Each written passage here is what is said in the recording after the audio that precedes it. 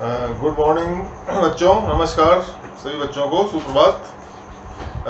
कल हमने पाठ पढ़ा था गिल्लू, महादेव वर्मा का बड़ा अच्छा सा पाठ है, कहानी है गिल्लू, उसको पढ़ी थी, जिसमें हमने महादेव वर्मा और क्या नाम से गिल्लू के बीच के जो संबंध है, आत्मीय संबंध है, उनके बारे में जानकारी ली थी और पूरा पाठ पढ़ लिया था।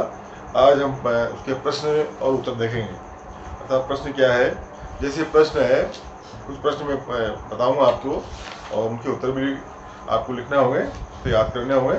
तो देखें आप, पहला प्रश्न है जैसे सोन जूही में लगी पीली कली को देख लेखिका के मन में कौन से विचार उमड़ने लगे। प्रश्न है कि सोन जूही में लगी पीली कली को देख लेखिका के मन में कौन से विचार उमड़ने लगे। तो सीधा उत्तर है इसका, सोन जूही की पीली कली को देखकर लेखिका के मन में गिल्लू की याद ताजा हो गई। गिल्लू एक गिलहरी थी जिसकी मृत्यु हो गई थी और उस मृत्यु के पश्चात जो जूही की लता के नीचे समाधि दी गई थी। जो सोन जूही है, जहाँ उसके पुष्प आते हैं, उसी के नीचे उसको समाधि में खोद करके दफनाया गया था। लेखिका मन में विचार कर रही है कि कहीं गिल्लू ही उसे पीली कली के रूप में चौंकाने तो नहीं आया। अर्थात जब भी पुष्प आता है, कली आती है, तो लगता है कि गिल्लू ही लेखिका को चौंकाने के लिए आ रहा है। ये इसका उत्तर होगा। दूसरा प्रश्न है जैसे पाठ के आधार पर कौवे को एक साथ समादरित और अनादरित प्राणी क्यों कहा गया है। जो पाठ है उसमें लिखा गया ना, कभी हम समादरित बोलते हैं कौवे को, कभी अनादरित बोलते हैं, तो उसके आधार पर कौवे को ऐसा क्यों कहा गया। तो इसका सीधा उत्तर है कि कौवे को समादरित प्राणी इसलिए कहा गया है क्योंकि जब वो छत पर बैठकर बोलता है तो हमें किसी अपने के आने की सूचना देता है, यानी हमारे कोई मेहमान आएगा। जब छत के कोने पर ऊपर बैठता है और बोलता है तो लगता है कि आज हमारे यहाँ कोई मेहमान जरूर आएगा। और पितृपक्ष में जो श्राद्ध पक्ष होता है, पितृपक्ष होता है, में कौवे को ही भोजन कराकर हम अपने पूर्वजों को तृप्त कर उनका आशीर्वाद प्राप्त कर सकते हैं। अर्थात जब श्राद्ध पक्ष आते हैं, पितृपक्ष आता है, तब क्या नाम से जो कौवे हैं उनको हम बुलाते हैं, याद करते हैं, उनके लिए भोजन बनाते हैं। और जब कौवे आते हैं तो ऐसा लगता है कि हमारे जो पितृ है, हमारे जो पूर्वज है, वो आ गए हैं। दूसरी तरफ कौवे को अनादरित प्राणी उसके कानों को न भाने वाली कर्कश आवाज है के लिए कहा गया है, जिसके कारण उसे सभी अपने घर से भगा देते हैं। जब टाइम बे टाइम जब आता है, समय के अनुसार, जब वो जो सही समय है जब नहीं आता है, जो दिन में आता है कभी और काँव करता है, तो कहते हैं भगाओ भाई इसको, भगाओ, सोने नहीं दे रहा है, काँव कर रहा है, चिल्ला रहा है, तब अच्छा लगता था। वो अनादरित के रूप में हम उसको मानते हैं। तो इस प्रकार से समादरित और अनादरित दो रूप में कौवे को मानते हैं। आगे बात समझे, समादरित पितृपक्ष में, और जब सुबह सुबह बोलता है, शाम को बोलता है, कोई मेहमान आने की सूचना देता है, और क्या नाम से जब समय नहीं होता है, ऐसे समय में आकर बोलता है, दिन में सोने का टाइम हो रहा हो, या जो बेवजह आता है और बोलता है, तो हमको लगता है कि ये हमारी व्यवधान उत्पन्न कर रहा है, तो हम उसको अनादरित के रूप में मानते हैं। ठीक है। अगला प्रश्न है इसका, जैसे गिलहरी के घायल बच्चे का उपचार किस प्रकार किया गया। प्रश्न पूछा आपसे कि गिलहरी के घायल बच्चे का किस प्रकार उपचार किया गया। जैसे वो मिला हो और लेखिका ने क्या नाम से उसको देखा, देखने के पश्चात उसको उठाया, पकड़ा और लेके आई बरामदे में अंदर, और किस प्रकार से उसको उपचार किया वो लिखना है। तो लेखिका ने घायल गिलहरी के बच्चे का उपचार बड़ी सावधानी पूर्वक और संयम के साथ किया। कैसे किया, पहले उसे उठाकर अपने कमरे में लाई, फिर उसके घावों को रुई से साफ कर उसमें पेनिसिलिन मरहम का लेप लगाया। तत्पश्चात रुई की बत्ती की मदद से उसे दूध पिलाने की कोशिश की। उसका मुंह खुल नहीं सका। काफी घंटों के उपचार के बाद गिलहरी के शरीर में चेतना आई और उसने अपनी आंखें खोली। अर्थात काफी प्रयास किया, एक बार दूध डाला तो दूध चौंच के इधर ऊपर और नीचे से निकल गया, पानी डाला वो भी निकल गया, लेकिन धीरे धीरे कुछ अंदर गया, उसके अंदर गया तो उसको ऊर्जा मिली तो कुछ उसका होश आया और इस प्रकार से उसका जीवन दान मिला। तो ये इसका उत्तर है। प्रश्न क्या था कि गिलहरी के घायल बच्चे का उपचार किस प्रकार किया गया। ठीक है, बात में आ गया आपके। चौथा प्रश्न है, जैसे लेखिका का ध्यान आकर्षित करने के लिए गिल्लू क्या करता था। अर्थात लेखिका का ध्यान आकर्षित करने के लिए गिल्लू क्या करता था। प्रश्न है, क्या प्रश्न है कि लेखिका का ध्यान आकर्षित करने के लिए गिल्लू क्या करता था। लेखिका का ध्यान अपनी ओर खींचने के लिए गिल्लू उनके पैरों के पास आकर फिर सर से पर्दे के ऊपर चढ़ जाता था और फिर उसी तेजी से नीचे उतरता था। उसकी भाग दौड़ का ये सिलसिला तब तक चलता रहा जब तक लेखिका उसे उठाने लेती। अर्थात ऊपर से नीचे पैरों से सिर तक और पर्दे तक जाता, पर्दे से वापस पैरों तक नीचे आता, इस तरह से किया करता और तब तक नहीं रुकता जब तक लेखिका उसको अपना काम छोड़ करके उसको उठाने ले गई। इस प्रकार से इसका आंसर होगा। आगे बात समझ में आके, है ना। अगला जो क्वेश्चन है वह है, गिल्लू को मुक्त करने की आवश्यकता क्यों समझी गई। गिल्लू को मुक्त करने की आवश्यकता क्यों समझी गई और उसके लिए लेखिका ने क्या उपाय किया। हमने पाठ पढ़ा था, आपको बताया सारी बातें है?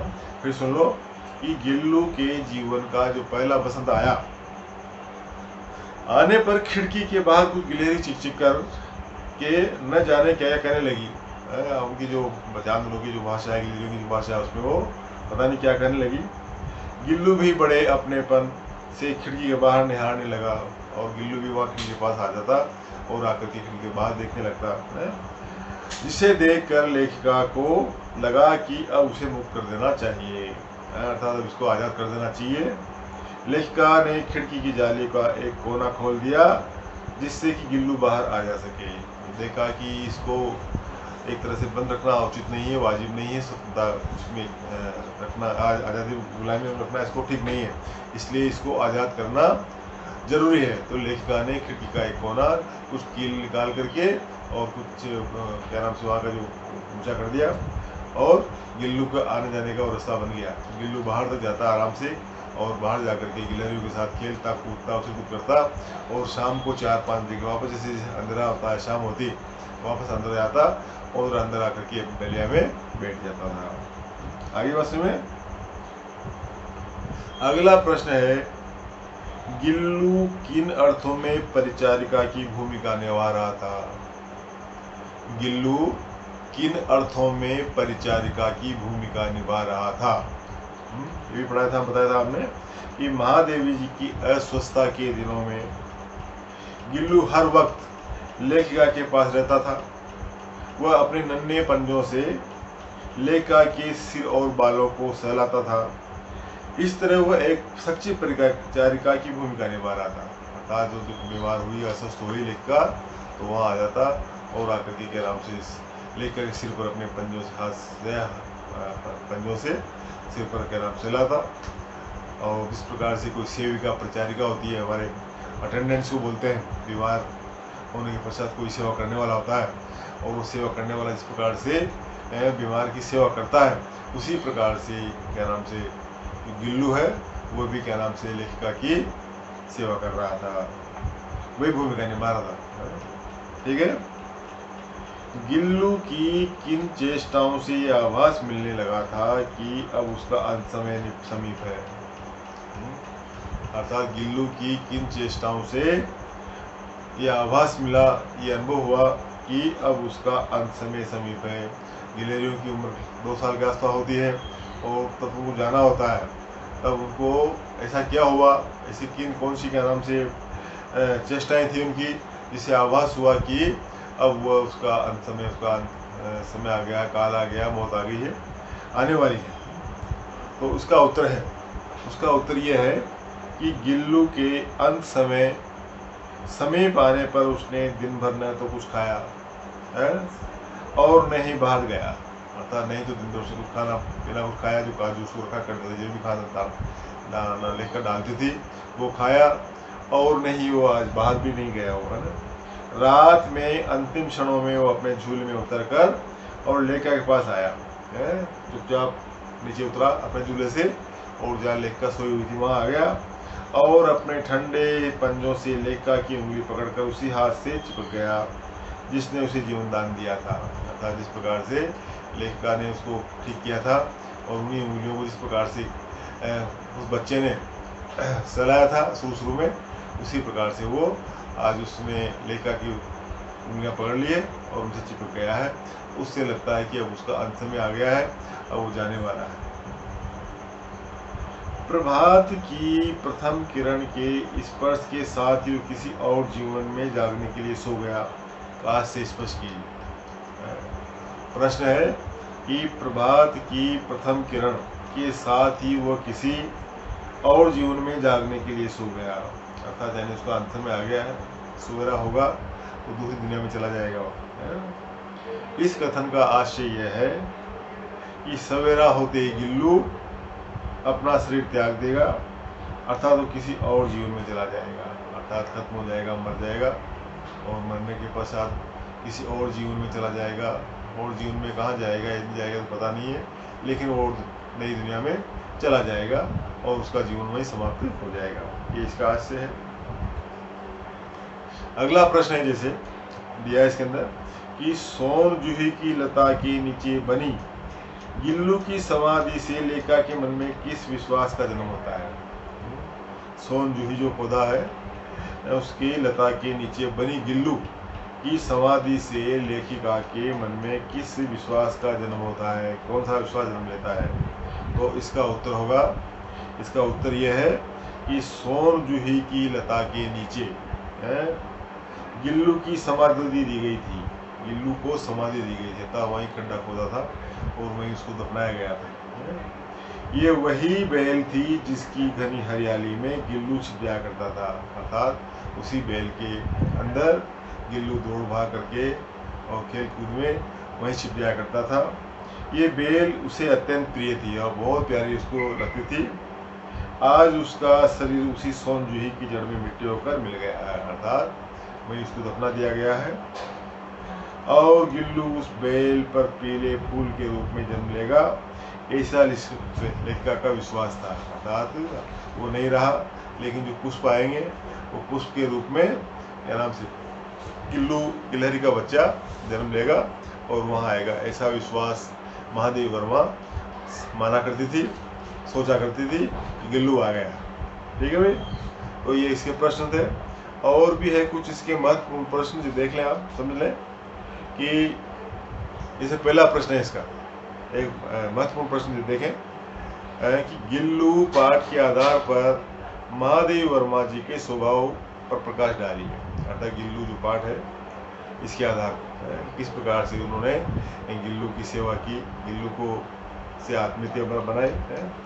गिल्लू पाठ के आधार पर कहा जा सकता है कि महादेवी जी अत्यंत ही कोमल हृदय, दयालु और दूसरों का भला करने वाली महिला थी। अर्थात दयालु थी, दूसरों को भला करने वाली थी और कोमल हृदय वाली थी। उनके हृदय में पशु पक्षियों के लिए भी उतना ही प्रेम आदर भाव था।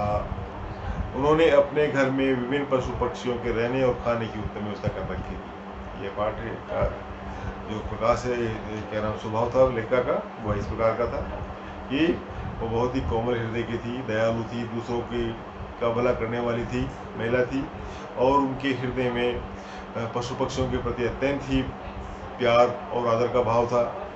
उन्होंने अपने घर में विभिन्न पशु पक्षियों को पाल रखा था और उनके खाने की और रहने की का बंदोबस्त उसने कर रखा था। तो ये स्वभाव था। नेक्स्ट प्रश्न है, गिल्लू कौन था, वो लेखिका को कहाँ मिला। तो गिल्लू गिलहरी का बच्चा था, वो लेखिका को अपने घर के बाहर गाय लौसा में मिला था। एक प्रश्न याद है और तो सबको नेचुरली। अगला जैसे प्रश्न है, नेक्स्ट प्रश्न इसका पूछा जाएगा कि एक मिनट,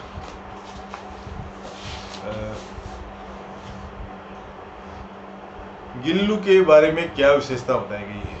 पाठ में गिल्लू के बारे में क्या क्या विशेषता बताई गई है। तो गिल्लू बहुत सुंदर था, चंचल था और अच्छी बुद्धि वाला संवेदनशील प्राणी था। ये खासियत थी उसके अंदर, बहुत सुंदरता, अच्छा लगता था। स्निग्ध रोए थे उसके, जब बेदार पूछ थी उसके, चंचल था, बहुत उछल कूद करता था और अच्छी बुद्धि वाला, सब समझता था, और संवेदनशील, उसके मन में अंदर संवेदना थी। जब लेकर बीमार हुई और जब बाहर रही तो कुछ खाया नहीं उसने, जब वापस आ गई तो उसके सिर पर हाथ फिराना, हाथ घुमाना, एक अच्छे परिचारिका की भूमिका वो अदा करता था। तो इस प्रकार की विशेषताएं उसकी बताई गई। महादेव वर्मा और गिल्लू के आत्मीय संबंधों की व्याख्या करिए, अर्थात दोनों के बीच में किस प्रकार का आत्मीय संबंध रहा है उसके बारे में बताना आपको। क्या ये महादेव वर्मा जो लिखा है और गिल्लू, जो गिल्लू है कि आत्मीय संबंध, आत्मा का संबंध जुड़ा हुआ उनका, की व्याख्या करिए। तो महादेव वर्मा, उत्तर होगा इसका कि महादेव वर्मा और गिल्लू के मध्य अद्भुत आत्मीय संबंध थे, अत्यंत ही अद्भुत आत्मीय संबंध थे। गिल्लू हर वक्त लेखिका के साथ ही रहना चाहता था, अर्थात उसको छोड़ना नहीं चाहता था। जहाँ लेखिका जाए, जहाँ लेखिका रहे, जहाँ लेखिका बैठे, वो उसके साथ ही जुड़ना चाहता था। इसलिए फिर चाहे वो लेखिका के लिखने का समय हो या भोजन का, गिल्लू हर वक्त उनके साथ ही रहना चाहता था। चाहे वो भोजन का समय हो, चाहे लेखिका लिख रही हो, वो लिखने का समय हो, वो हमेशा उनके साथ डटे रहना चाहता था। लेखिका के कॉलेज से आते वो भी बाहर से आ जाता था और लेखिका के सिर से पाँव दौड़ लगाने लगता था। जब लेखिका कॉलेज जाती और वापस कॉलेज से शाम को 4-5 बजे जब वापस लौट कर आती तो आकर के वहीं लेखिका के सामने दौड़ लगाता, सिर से पाँव चढ़ जाता। लेखिका के अस्वस्थ होने पर गिल्लू उनका एक सेवक ध्यान रखता था। जब वो बीमार हुई, बताया आपको कि वो एक अटेंडेंट जो था, एक परिचारिका होती है, जिस प्रकार से एक परिचारिका सेवा करती है अपने स्वामी की, उसी प्रकार से वो भी सेवा करता। तो इस प्रकार से बड़ा ही एक आत्मीय संबंध दोनों का रहा है, लेखिका का और गिल्लू का। ये प्रश्न हो गया आपका। अगला प्रश्न है, इस पाठ द्वारा पशु पक्षियों को स्वच्छंद और मुक्त रखकर उनके स्वाभाविक विकास की ओर ध्यान दिया गया है। स्पष्ट कीजिए किस तरह से आप उनको, मतलब एक पशु पक्षी है उनको स्वच्छंद और मुक्त आज़ाद छोड़ सकते हैं, तो उसकी जो स्वाभाविक विकास है किस प्रकार से हो सकता है की ओर ध्यान दिया, कैसे आप स्पष्ट करेंगे। तो सीधी सी बात है कि लेखिका ने गिल्लू का पालन पोषण बड़े अच्छे ढंग से किया था। पता है इसी कि उसको उपचार किया, बड़ा किया, ध्यान रखा उसका, उसके रहने के लिए आरामदायक झूला भी बनाया है और अपनी खिड़की ऊपर टांग दिया। उसके भोजन में रुचि का विशेष ध्यान रखा गया। जो भी वो खाता, वो उसको काजू पसंद था तो काजू ही लेखिका उसको डाला करती थी। और जब उन्हें लगा कि वो बाहर जाने लायक हो गया तो उन्होंने उसे मुक्त कर दिया। सोचा कि ये आज़ाद रहना चाहता है, सुख रहना चाहता है, खुल के घूमना चाहता है, फिरना चाहता है, तो उन्होंने उसकी अपनी खिड़की का एक कोना खोल दिया ताकि वो बाहर गिल्लियों के साथ जा सके, उनके साथ चिक करके बात कर सके, घूम सके। और वह हुआ भी ऐसा ही है। लेखिका ने उसको खोल दिया और आराम से गिल्लू बाहर निकलता और पूरी गिल्लियों का नेतृत्व करता दिन भर। इस तरह लेखिका ने गिल्लू के स्वाभाविक विकास की ओर ध्यान दिया। इस तरह से लेखिका ने जो उसका स्वाभाविक विकास है, नेचुरल, उसकी ओर ध्यान दिया। तो ये बात भी है। महादेवी के प्रेम और देखभाल से 3-4 महीनों में ही उस गिलहरी के बच्चे में क्या परिवर्तन आया। उनकी जो महादेव वर्मा ने, उन्होंने बड़े प्रेम और देखभाल से उसकी की और उसके दरमियान 3-4 महीने लगे, उसके अंदर गिलहरी में क्या परिवर्तन आया। इसका आंसर होगा, उत्तर है 3-4 महीनों में गिल्लू के रोए चिपके हुए चिकने एवं पूंछ जब्बेदार हो गए, अर्थात स्निग्ध से रोए आ गए उसके, चिकने बोलते स्निग्ध पर, और जब्बेदार, जब्बा सा बन गया, पूंछ बाल अच्छे हो गए। उसकी कांच के मनकों सी चमकती आंखें सबको आश्चर्य से चकित करने लगी और उसकी आंखें भी अच्छी हो गई। कांच से जैसे मनके होते हैं ना, चमकते रहते हैं, घूमते रहते हैं, उसी प्रकार से उसके जो आंखें हो गई। तो इस प्रकार से उसका परिवर्तन आया, उसका विकास हुआ, बड़ा हो गया, वो अच्छा हो गया। यह है इसका क्या है, ये महादेवी के प्रेम और देखभाल से 3-4 महीने में ही उस गिलहरी के बच्चे में क्या परिवर्तन आया, अर्थात उसके स्निग्ध रोए आ गए, चिकने जो क्या नाम से बाल आ गए और पूंछ जब्बेदार हो गई। मूछ पे पीछे बाल आ गए, जब बेदार मूछ हो गई और कांच के जैसे मनके होते हैं वैसे उसकी आंखें, चमकीली सी आंखें हो गई। इसने सबको आश्चर्यचकित कर दिया। ये इसके प्रश्न है। और इसका अंतिम प्रश्न और देख लें आप। अंतिम प्रश्न है कि गिल्लू की समझदारी और कार्यकलाप पर सब विस्मित क्यों थे। अर्थात गिल्लू किस प्रकार समझदार था और उसको देख करके जो दूसरे लोग थे वो किस प्रकार से विस्मित आश्चर्यचकित होते थे कि ये जानवर है, ये क्या नाम से गिलहरी का बच्चा है और इसके अंदर इतनी संवेदना कैसे आ गई है। तो ऐसा जान करके सब आश्चर्यचकित होते थे। इसका उत्तर इस प्रकार से लिखेंगे आप। उत्तर लिखेंगे कि पाठ में गिल्लू की बहुत सी चेष्टाएं मानवीय प्रतीत होती है। जिस प्रकार से मनुष्य अपनी चेष्टाएं करता है, अपने क्रियाकलाप करता है, अपनी जो बातें करता है, उसी प्रकार से गिलहरी का बच्चा भी बोलता नहीं था, लेकिन उसकी जो हाव भाव, उसकी चेष्टाएं भी मनुष्य की तरह ही थी। जिस तरह लेखिका के प्रति वह अपना स्नेह प्रकट करता था, इसी प्रकार से गिलहरी का बच्चा भी एक मानव की तरह, मनुष्य की तरह ही लेखिका के लिए अपना जो स्नेह, अपना जो प्यार वो प्रकट करता था। महादेवी जी के कॉलेज से लौटने पर वह अत्यंत प्रसन्न हो जाता था। अर्थात जब महादेवी दिन भर कॉलेज जाती और कॉलेज जा करके पढ़ा करके या जो भी काम करके शाम को जब लौटती तो वो उनके आसपास घूमता है और बड़ा खुश होता वो है। खाने की मेज पर भी लेखिका द्वारा सिखाए गए नियमों का ध्यान रखता। अर्थात जो लेखिका ने उसको बताया वो खाने की जो मेज टेबल थी उसके पास वो पड़ा जाता और बैठ जाता और लेखिका के नाम से एक दाना डालती तो उस दाने को साफ करके और एक एक दाने को वो खाती थी। तो वो भी बड़ा ध्यान रखता था। लेखिका के अस्वस्थ होने पर गिल्लू ने उदास होकर अपना प्रिय खाद्य काजू त्याग दिया। अर्थात जिस प्रकार से मनुष्य को लगता है कि कोई उसका परिचित या बड़ा भाई या बहन जो भी है या माता पिता बीमार होने पश्चात जिस प्रकार से उसका दिल करता है, हृदय करता है, वो कुछ खाता नहीं पीता नहीं, उसी प्रकार से गिल्लू ने भी काजू खाना बंद कर दिया था, त्याग दिया था उसने, छोड़ दिया उसने। जब लेखिका वापस आई, जब देखा उन्होंने तो क्या नाम से गुट्टी पर काजू वहाँ पड़े हुए थे जिनको फेंकना पड़ा। उन दिनों वह अपने पंजों से लेकर सिर और बाल सहलाता रहता था। अर्थात जब लेखिका आ गई तो उसके पास आता और सिर पर क्या नाम से अपने पंजे आसान से घुमाता, बालों को फेरता, तो लगता है कि क्या नाम से उसके जो कार्यकलाप पूरे मानवीय हो गए हैं। गर्मियों के दिनों में जब लेखिका अपना काम कर रही होती थी, गर्मियों में जब तब गिल्लू पास रखी सुराही से चिपक जाया करता था। सुराही होती है पानी की, पानी भरते हैं, आप भी भरते हैं, मगर पानी होती है तो वहाँ पर आता और चिपक जाता। आसपास जो ठंडक होती, ठंडक जिसको गर्मी लगती तो ठंडक लेने के लिए वो उस पर चिपक जाया करता था। इस तरह वह लेखिका के पास भी बना रहता था और गर्मी से हो जाता था। अर्थात हमेशा लेखिका के पास रहा करता था और क्या नाम से वो गर्मी से भी बच जाया करता था।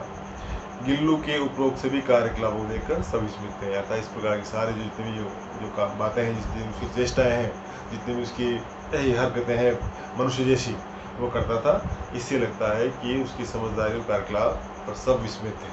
तो इस प्रकार से इसके जो प्रश्न उत्तर आप खत्म हो गए और ये पाठ आपका पूरा हो गया। तो इस प्रकार से प्रश्न देख लें आप। और इसमें जो कुछ कठिन शब्द हैं वो कठिन शब्द भी आप देख सकते हैं, ये है, ठीक है। पाठ का सार आप कैसे बताते हैं, पाठ का सार भी है ना, एक बार फिर सुन लो। ये पाठ महादेवी वर्मा द्वारा लिखी संस्मरणात्मक गद्य रचना है। अच्छा, संस्मरण के रूप में लिखा गया गद्य का भाग है। लेखिका के घर में सोनजूही के पौधे में आई पीली कली को देखकर अचानक ही उन्हें उस नन्हे साथी की याद आ गई।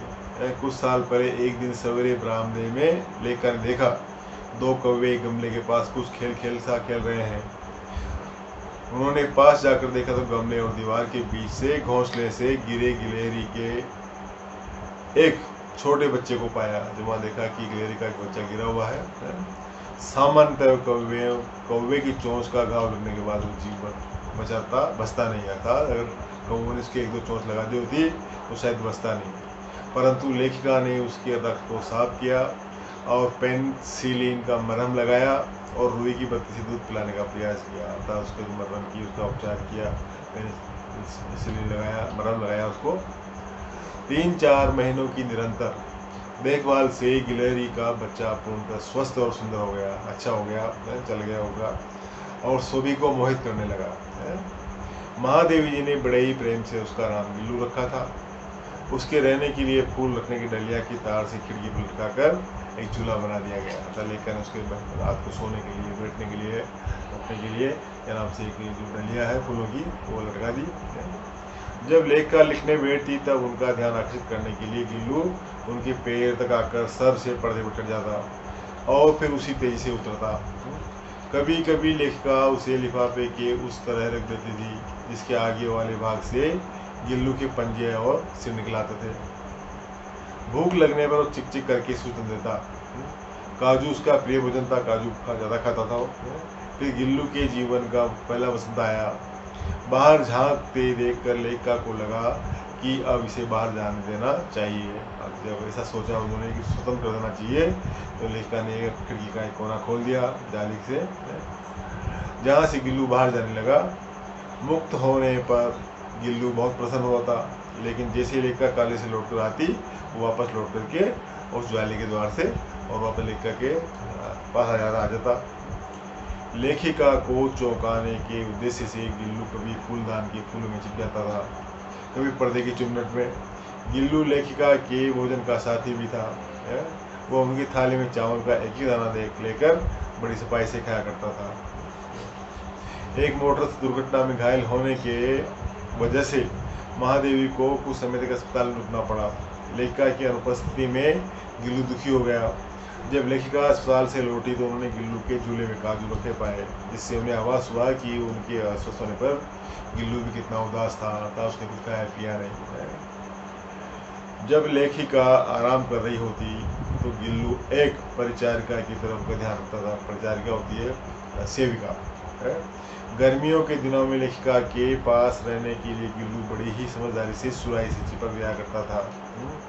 तो वो क्या नाम से उसको ठंडक भी मिलती थी वहाँ पे। गिलहरी 2 वर्ष से अधिक जीवित नहीं रहती है। गिलहरी का जो जीवन है वो अधिक से अधिक 2 साल होता है। अतः गिल्लू के जीवन का अंत भी आ गया था। अपने जीवन के अंतिम क्षणों में वो अपने झूले से उतर कर लेखिका के समीप हो गया और उन्हीं हाथों से चिपक गया जिन्होंने उसे जीवन दान दिया था। उसके पंजे ठंडे हो गए थे।